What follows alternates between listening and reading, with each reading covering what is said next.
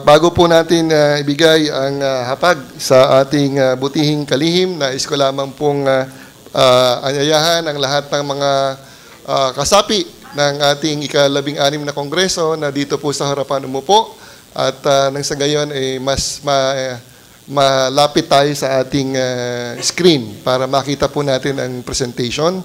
Pangalawa, may we suggest that as we listen to the presentation, let us follow the resource-based approach, not the deficit-based approach, so that we can have a more constructive question and answer session after the presentation. With respect to local concerns, the regional directors of the various regions of the archipelago are present and are more than willing to listen and act on the request of the members of the 16th Congress. So the other House rules we will state after the presentation. So we strongly urge the good Secretary to make his presentation as short and brief as possible. If possible, please do it in 15 minutes. So that we can start already with the open forum, if possible. Okay? So, the floor is now given to the Honorable Brother Armin A. Luistro, Secretary, Department of Education. Pasalamat po kay Speaker Belmonte dahil sa pagkakataon na magbigay ng report according to law, the midterm report for the K-12 program. We thank our moderator, the Honorable Maggie Gunigundo, our co-chairs, Congressman Roman Romulo and Congresswoman Sandy Ocampo, as well as all the honorable members of the House. I will give you a very brief overview, hopefully within 15 minutes, of the accomplishments as well as the challenges, continuing challenges of the major reform in education. We're almost 5 years po in the Aquino administration, and we have less than 500 days to go. So, this is a good time for us to take stock of where education is from the vantage point of where we were several years back. No? There are only just two major parts of the report, where we are now and what is the roadmap for the remaining last mile or the last 500 days of this administration. The context paints clearly the major challenge for us, and it is numbers. No? You'll notice that over a 6-year period, the increase in kinder enrollment has been logged at more than 1 million. No? Ito po yung ating hinabol also during the last 3 years in terms of teachers and classrooms. No? In elementary education, since 2006, our increase has been at 800,000. No? Ito na po yung all those who were unable to go to school in the past, we try to bring them back in, no? And keep them in school longer. No? Sa high school po naman, 500,000 ang increase over the past 5 years.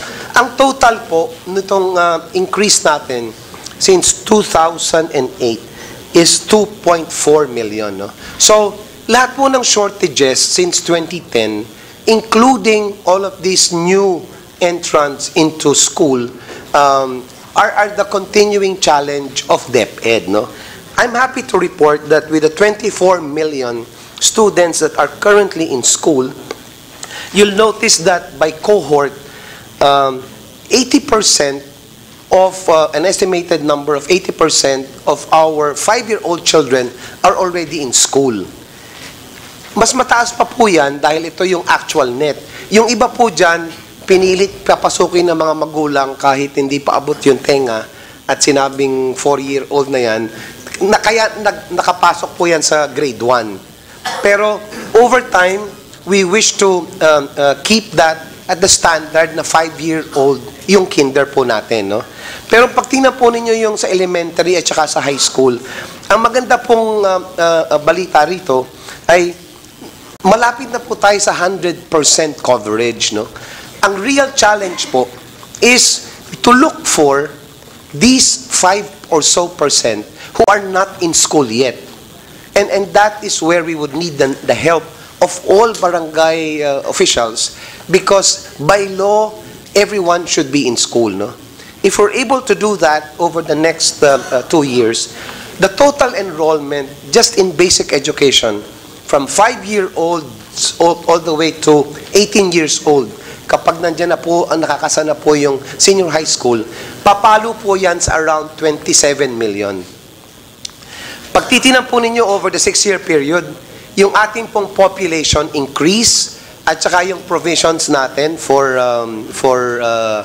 teachers and all other resources, medyo nagfa-flatline na po yan.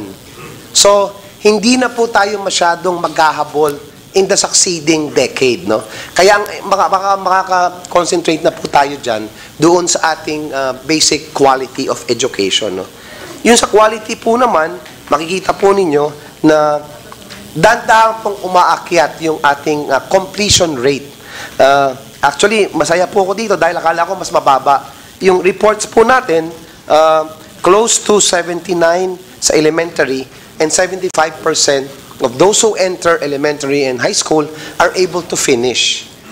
Ang challenge po natin dito ay patunayan na pag naglagay tayo ng senior high school, ito po ay mas tataas pa.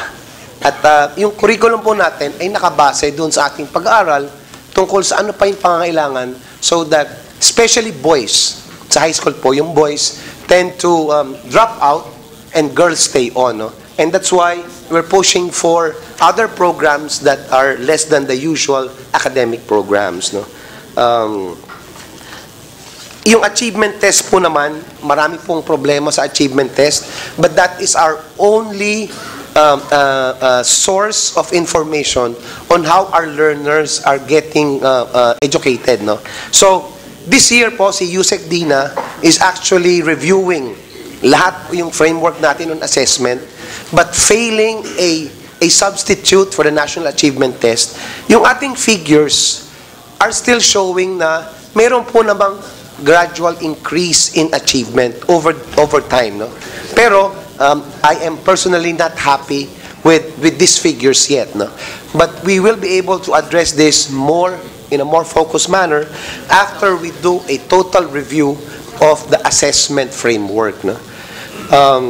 Maraming salamat po sa inyo dahil yung budget, kung meron pong isang napakalaking achievement ng Aquino administration, at siguro po kung itatala ito sa kwento ng edukasyon, the biggest increase actually both in terms of total budget but also on a per student spending has been lagged over the past 6 years. No?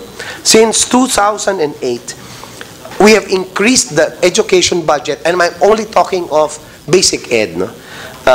By 193 billion or 113% increase.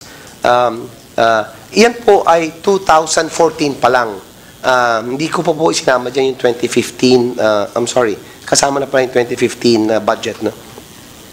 Pagtitingnan po naman natin yung spending per student, ang laki po nung almost 95% increase from an average of around 8,800 to now at 17,282. No? We can also show, but not necessarily in the slide, that a lot of this spending goes directly to the essential services of students, no? At hindi po nawawaldas, no? Pang-5 taon na po natin ng implementasyon ng K-12, no? Huling hirit na po natin to, ilang tulog na lang. Kaya hinihiling na namin ang tulong ninyo para matapos na natin at maabot na po natin yung finish line, no? Ang huli na lamang pong hakbang ay yung sa senior high school, sa 11 and 12, and the last mile for all others who are not in school yet. At ito po yung programa namin ng street children, those in prison, those in areas of conflict, yung mga children with disabilities, at saka po yung out-of-school youth. No? In fact, we expanded that to those who are up to 30 years old. No? Yung ating pong curriculum, pag inyo pong titingnan, nakabase po ito dun sa world standards ng UNICEF, no? Yung tinatawag po nilang 21st century skills, at lahat po ng mga kwento ng telenovela tungkol sa mga batang nagmememorya, pinapalo, at saka walang mga libro, ipinasok po natin dito yung ano yung mga new skills that all the other world standards in terms of pedagogy have put in place in other countries, no? Ito po yung benchmark natin kung bakit natin ginawa yung panibagong curriculum, no? Ito pong tinignan natin are the exits, no? At pag makikita po ninyo, bawat Pilipino po after the full implementation of K-12 should have all of those skills, including IT, learning and innovation, yung communication, both in the national language, in English, but also we started the mother tongue, no? And then mas importante rin po yung life skills, no? Yung hindi lamang na nakukuha nila sa libro na academic, no? Ang ending po nito, every Filipino who finishes high school, senior high school, should be ready to go to college or take up work and employment. Eksakto po yan dahil 18 years old sila, or start their own business, or take up other technical, higher technical skills, no? So, hindi po natin sila ikinakahon, binibigyan po natin sila ng choice kung saan sila pwede pumunta, no? Yung basihan po natin, our standards for this is not what is in the textbook and content. Ang tinignan po natin dito, ano ba yung industry requirements? At dito po yan nakapaloob sa Philippine Qualifications Framework, no? We asked industry and the chambers of commerce, what do you need so that graduates of our high schools and colleges are able to fit those that are required by industry, no?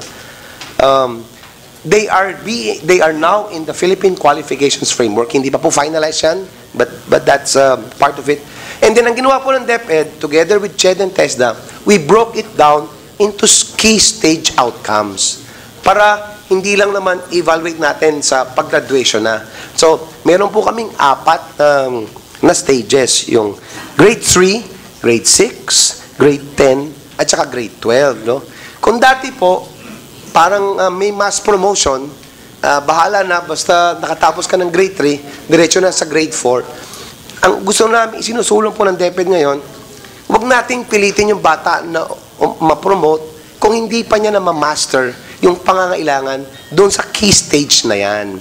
So, and we will institutionalize an intervention process para kung nakatapos ng grade 3, may mga kakulangan, meron po tayong remedial o support system bago po sila ma-promote sa grade 4, no? At ito po ay nakapaloob doon sa ating mga standards at saka learning competencies, no? Hindi po ito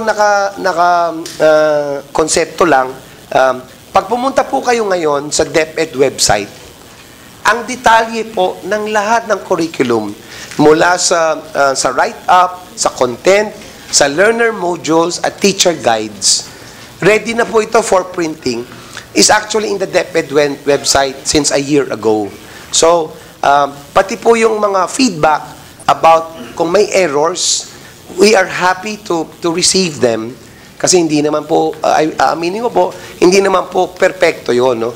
But the reason why we actually uploaded it is so that parents can check on, tama ba yung pinag-aaralan ng estudyante ko ngayon?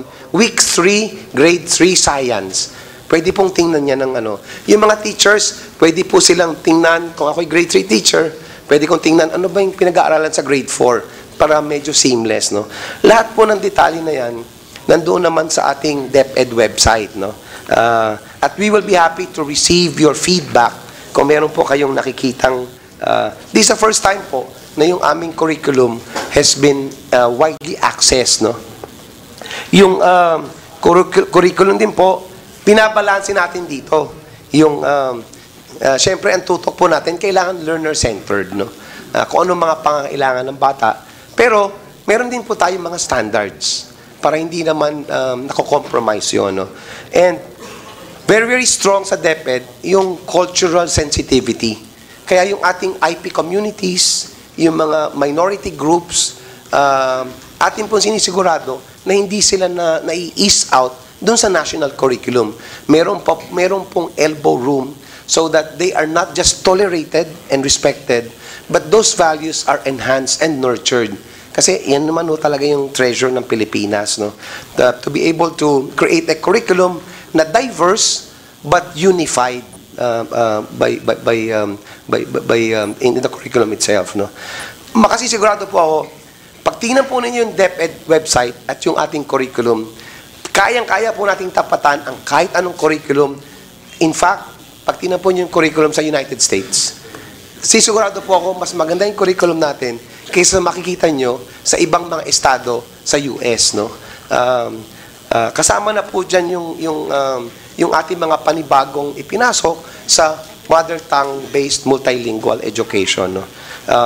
Hindi ko na po isa-isahin to, pero yung mother tongue ay talaga po nating pinilit mula kinder hanggang grade 3. Ito po yung isa sa mga pinakamahirap na pinagdaanan ng DepEd over the past 3 years. At salamat sa Diyos, nakatapos na po kami dyan. 19 languages we had to create new materials, in some instances orthographies and dictionaries for at least 19 of, hold your breath, we have 177 languages, pero siguro okay naman ho, siguro mag-umpisa muna sa 19, no? At ito po yung ating tinututukan ngayon. May nakita na po kami mga mali doon sa version 1 ng ating mga mother tongue materials. We are already reviewing them for our second version, no? Ito po yung ating mother tongue, 19 of those. All the materials, most have been printed and they're also digitized. Makikita po ninyo, yung mga Binisaya, Tausug na yan, nandun din po sa ating DepEd website, no? Yung ating content naman po, ang kinuha po natin yung spiraling, na habang umakyat po sila sa mga baitang, they're able to deepen the knowledge of those same content, retain them, and ang repetition po niyan is hindi more of the same. It is on a deeper understanding of the same concepts, no? Para hindi naman po nabobore yung ating mga estudyante, no? Makita po natin yan even sa science and technology. Tinanong po kami dati, kasi bakit sa grade 1 walang science na subject? Pero pag tingnan po ninyo yung ating curriculum, yung ating pong mother tongue subject, lahat po nakapaloob dyan in the mother tongue of the student, of the learner, the specific basic science concepts. Pero syempre, hindi ko namin tinatawag na science or agham. It's integrated in the other areas of learning, no? Ganon din po sa PE. What we're trying to develop is a lifestyle. So, hindi lang yung routine, but also so that this becomes part of a health program for all of our students, no? Sa high school, ang isa pong innovation dito ay yung exploratory TLE. Para yung mga bata, makikita nila ano ba yung kanilang pwedeng puntahan. Pero, hindi po sila nakatali kaagad. Pag sinabi nilang automotive, hanggang dun lang, no? We give them time to get their hands dirty para pagpunta po nila sa senior high school, mas medyo gamay na po nila what their choices are, no? Lahat po ng ating resources are digitized, and most of these are owned by the department. Nung una po, yung ating mga resources are copyrighted by private publishers. Nagkaroon po kami talaga ng problema dyan. Dahil yung reprinting, we have to go back through the long procurement process of bidding out, and then in some instances, hindi naman po pwedeng baguhin yung version, no? I am happy to report na lahat po ng ating resources ngayon are owned by government, no? Kaya ang ating pong ibinibid out na lang are actually yung printing cost. Kaya po yung ating cost ng materials, resources for students have really drastically gone down over the past years. Ang ibibid out lang po namin na content, yung hindi namin kaya. At inaamin po namin yan, nagpa-bid out na po kami ng content for senior high school. Kasi ito po, higher level na at hindi na kaya ng DepEd personnel and curriculum writers na for the time being. Yung pong malaking katanungan, gano'n na ba kalaki yung ating mga shortages, no? Yung a quick preview, simula po noong 2010, just on two basic things, no, on classrooms, hanggang 2013 po, yung ating pong natayo ay 6,813. No? Ito po, sa 2014, I am taking note of the comment of Congressman Romulo na yung iba hindi, aminado po kami dyan, yung 2014 na delay yan, pero ang report sa akin kahapon, meron na po tayong 3.5 billion na isusumiti natin sa DBM. Hahapolin po natin yan ngayong first quarter. Pero yung ating pong ongoing at saka natapos na last year ay pumalo po sa 33,000. No? Kaya kung sa 2015, yung ating pong target na beyond 30,000, meron naman po kaming experience at least for 2 years na nagawa namin yan. Pero aminin ko na po ngayon, talagang may konting delay kami noong 2014 at marami pong mga reasons dyan. Ako na po yung isa doon. Sa teachers po naman, yung total na hire po over the past 6 years, since 2010 pala, is 128,000. So, talagang malaking-malaki na po yung ratio na improvement dun sa teacher-student. This year, meron pa po tayong around 30,000 teachers for that, no? Hindi ba po diyan kasama yung sa senior high school, no? Tinanong din po ako about the condition of our schools. Bakit yung ibang schools may mga 2 shifts pa? I just want to paint, and this is the first time we're actually tracking this. Alam po ninyo, nag-umpisa tayo sa 2011, we had schools that had 4 shifts and 3 shifts, no? And we had 2-shift schools, as much as 7,000 or 8,000 schools were 2 shifts, no? Meron pa po ba 2 shifts ngayon? Opo, meron pa po. Pero pag titingnan nyo po, ang laking-laki naman po nung ating nahabol over the past 4 years, no? Minomonitor ko po ito personally isa-isa. At ang target po natin, baka naman hindi natin matapos lahat, sana talaga lahat ng schools ay single shift. Medyo meron po tayong alam po ng ating mga congressman sa NCR, lalo sa Quezon City, talagang problema ho namin yung lupa. Pero even in the worst districts of NCR, we have found solutions and there are new land that is made available for new campuses. So, we have yung lahat po ng 3-shift schools dito na 15, 19, half of these have ongoing construction. So, by June of this year, they should all be either 2 shifts or 1 shift na lang. No? And the rest, meron na po tayong nakakasa ng mga possible solutions. No? Mula dito po, really the last mile would be the senior high school. No? Ating pong itinataya na yung ating enrollment, if we break that down into 2 cohorts, grade 11 and grade 12, the first to be started by June 2016 and the second cohort by June 2017, ang low estimate ay 1.2 billion per year papasok. Ito po yung mga DepEd, galing po sa DepEd. No? Kung isasama po natin yung mga other graduates of previous grade 10 batches, pwede pong tumaas yan to 1.6 million. No?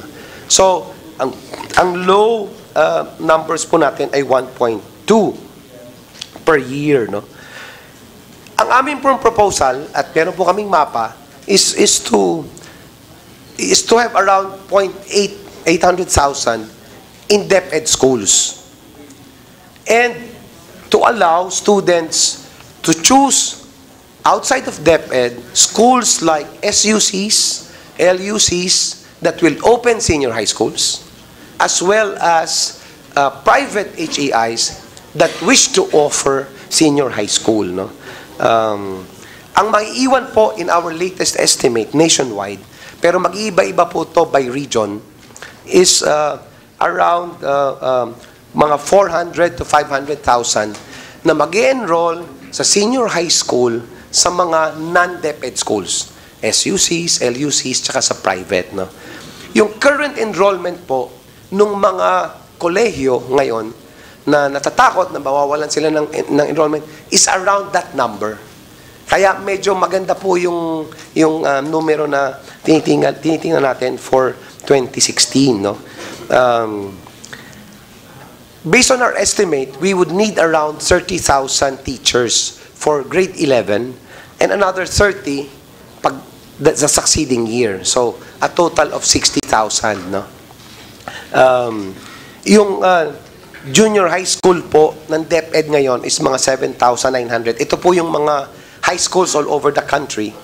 And our latest figures, lahat po ng regions, I'm happy to report, nakatapos na po, all 200 divisions, nakatapos na po ng kanilang planning at saka may mga figures po sila on their enrollment, no, for senior high school, no, a year in advance. No. Based on our latest count, we will be establishing 5,844 senior high schools, of which 5,500 will be in existing DepEd junior high schools na meron pang lupa. Yung iba po, mga panibagong senior high school na stand-alone. Around 270 of those. No? Ang kulang lang po sa amin na figures ngayon, as we speak, ay sa Autonomous Region of Muslim Mindanao. Pero meron na rin po kaming initial figures dyan. No? Iikutin na lang po ng ating engineers yung mga 5,000 na yan. Yung iba po, may nakalista na.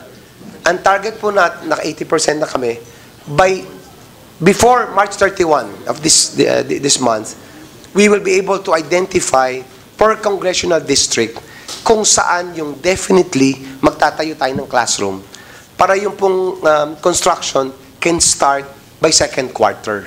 At tama-tama po yan, before June of next year, nakakasa na po yung ating mga classrooms. No?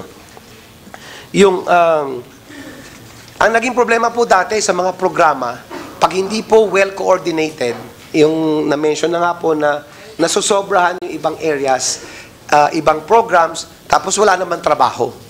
So, meron tayong mga glut, no? So, kaya po, ni-review namin isa-isa per division at saka based on national figures, and then ibinangga po natin ito doon sa mga pangangailangan ng industry. And DOLE gave us also figures, as well as DOST and CHED gave us figures, ilan ba yung kailangan natin na mga matitinong Pilipino na kailangan makatapos ng kolehiyo because this will be the backbone of academe. Yung ating numbers po, masaya po ako nung makita ko, around 50% of our students in senior high school will take up academic. At ito po yung ating iminapa nationwide. No? Yung TechVoc is around 46%. Yung TechVoc po, currently, meron po yung listahan ng mga 23 competencies. Pero kailangan po rin nating isa-isahin kasi hindi naman lahat yan ay mayroong trabaho. No? And then, around 1.5 each for sports and arts. No? Pag ikumpira ko po ito sa ibang mga bansa, mga ganito rin po yung kanilang mga very good figures that you have around half of your population going to academic track and then another half going through the technical, no? With technical skills. No?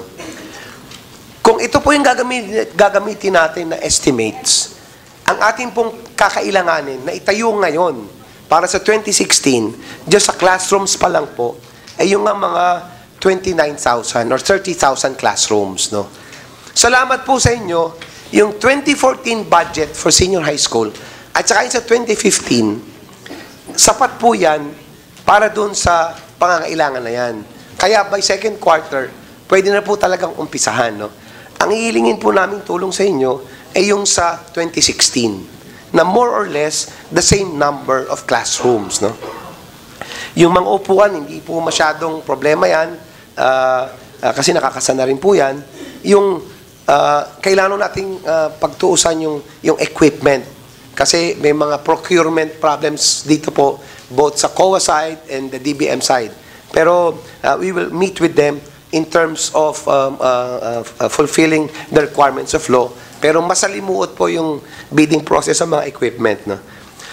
Pag tingnan po nyo yung 2016, except for classrooms and seats, ang pag-uusap po namin, hindi naman kailangan lahat ng equipment at saka yung laboratory ay are supplied by government. No?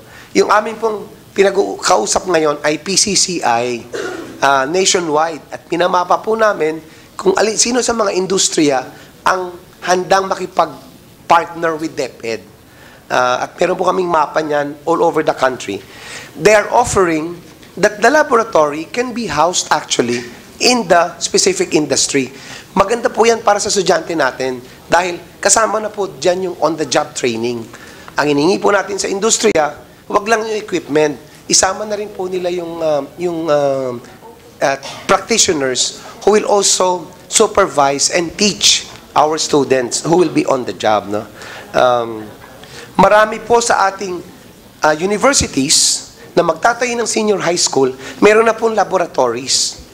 Kaya hindi naman natin po kailangang itayo lahat yan. No? At saka meron na rin po silang equipment.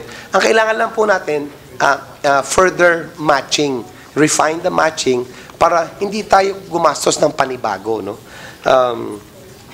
Ito pong mga mag-aaral na tagaling sa DepEd na pupunta sa mga non-DepEd schools, ang hilingin po namin tulong din sa inyo is an expansion of the ESC.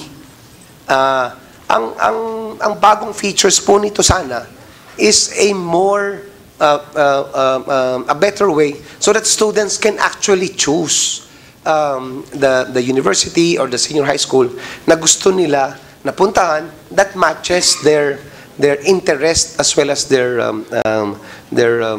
qualifications. No? Yung amin pong pinag-aaralan ngayon, initial, kasi yung ating pong subsidy sa ESC ngayon, sa junior high school, is around 6,500 to 7,000 per student. Medyo napakaliit naman po nito. No? To be more realistic, ang pinaglalaroan po naming numbers is between 17,500 to 22,500 per student per year. Pag titinan po ninyo, yung ginagastos ng DepEd currently sa per student, it's a little higher than the floor of this. No? So dito po namin inilagay yung numbers na yan.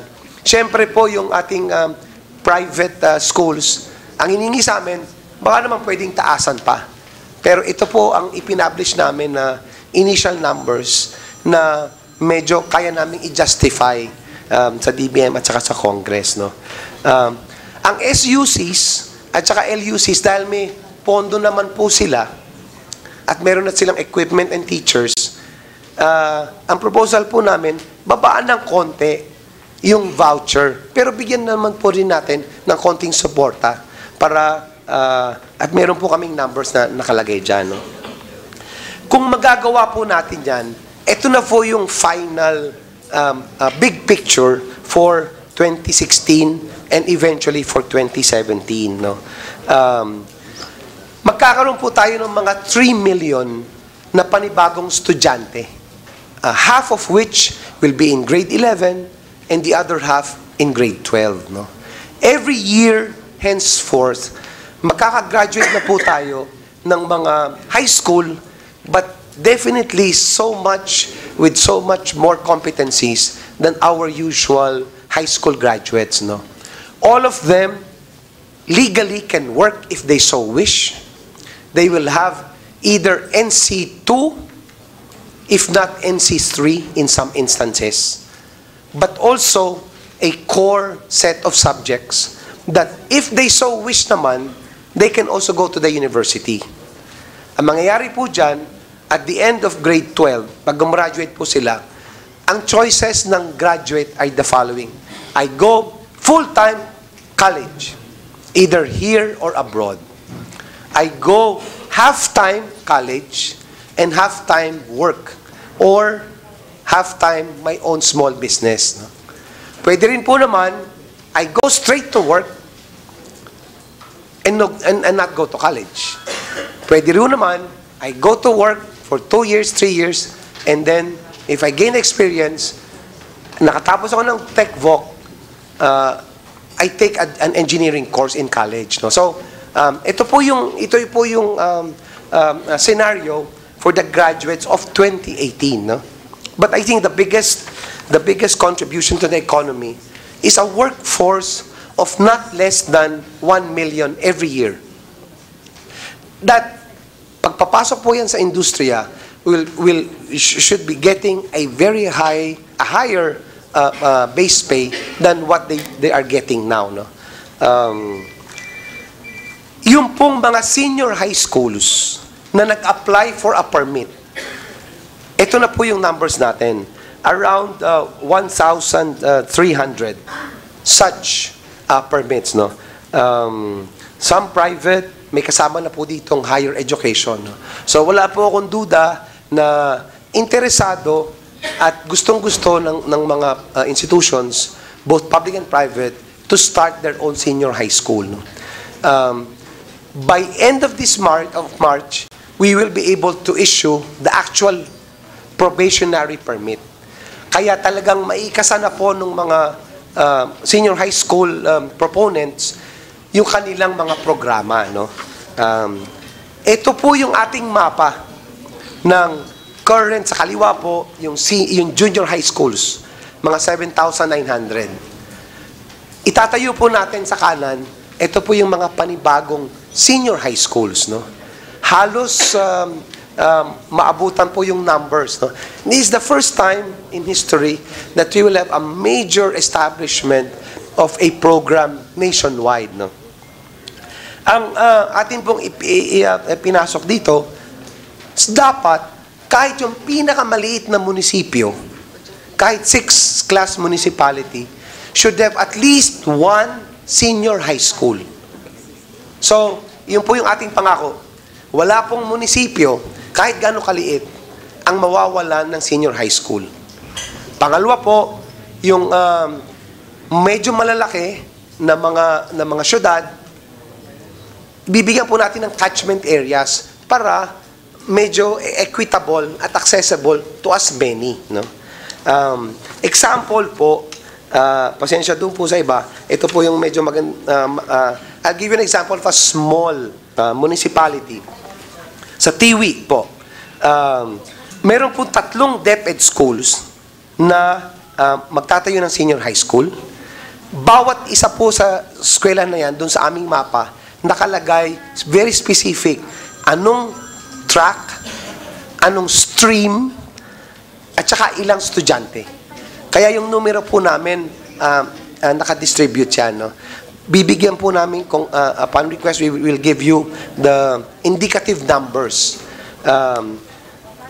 Nakalagay din po dyan sa mapa na yan, even per municipality, pati yung non-DepEd school, in this case, Virgin of Carmel High School, that showed interest and has the capacity to start their own senior high school. No? Ito po is a small municipality. Ang medium, halimbawa yung sa Albay po, ganun din po yung aming mapa. Nakalagay po dyan yung 8 DepEd schools na magtatayo. I-validate namin kung may lupa. Tapos, ilan yung 50 non-DepEd schools na showed interest in opening up. Tapos, nakadetalye po dyan kung ilan yung, ano yung mga streams and tracks at saka yung maximum number of students. No? Inaano po namin sa mga institusyon, keep to that maximum. Kasi pag kayo, hindi natin bigyan ng quota, we will compete with each other. And then we end up with a big problem. Masyadong maraming makakagraduate ng automotive, ilan lang naman ang kotse sa Pilipinas. No? So, yun po yung ating matching na ginagawa ngayon. No? Lastly, ito po yung example ng large division. Sa large division po, alimbawa ng South Cotabato, the division will have as many as 59 senior high schools. At ito po ay nakamapa na all the way to the program and the absorptive capacity not only of the DepEd schools but also the private schools, no, and SUCs, no. Ito po yung ating hindi ko and lastly Kong, kasi alam ko tinanong niyo ito sa akin kanina, ito yung fresh from the printing press at salamat po kay Commissioner Cynthia Bautista. Isa-summarize ko na lang po yung pangamba na yung mga faculty and non-teaching staff sa universities na mawawalan daw ng enrollment, no. Summary po, worst case scenario, ang worst case scenario, ibig sabihin walang university, college, public and private ang magtatayo ng senior high school. So talagang worst case na po ito, no. Alam natin hindi yun magkakatotoo. But even in the worst case, 39,000 teaching staff will lose their jobs. Ito na po yung ating worst case, no. And 14,000 non-teaching will be affected. Now, pag tingnan po natin yan, even in the worst case scenario, ang i-hire po ng DepEd, at saka ito po, over 5 years, Commissioner Cynthia, no? Over 5 years, no? So yung 39,000 po yan na worst case, hindi yan mawawalan ng trabaho on year 1. Kasi meron po namang second year college sa June 2016. Pero ipagpalagay natin na worst case, ang i-hire po ng DepEd, minimum 30,000 teachers, no? Pero if you spread it out, yung talagang kakailanganin po, on a worst case scenario on year 1, for permanent teachers, siguro mga 20,000. Ito, pag walang magtayo ng senior high school doon sa SUCs and then private HEIs, no? Yung pong study ng CHED tells me that there are many new items na that was approved by Congress for faculty load sa SUCs, no? So, palagay ko po, marami dito ma-absorb again by the SUCs. Marami pong SUCs and HEIs ask permit from us. So, very, very manageable po yung numbers in terms of including the non-teaching. Sabi po sa akin ni Commissioner Cynthia, meron din pong mga unfilled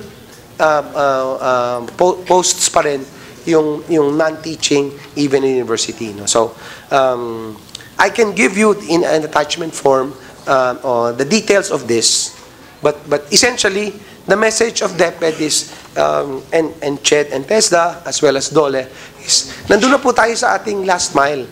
Ilang tulog na lang matatapos na po natin yung senior high school. Kalahati po doon actually ibinigay na ninyo sa amin in terms of budget. Alam ko po yung pangamba nyo na ang problema nyo, implementasyon.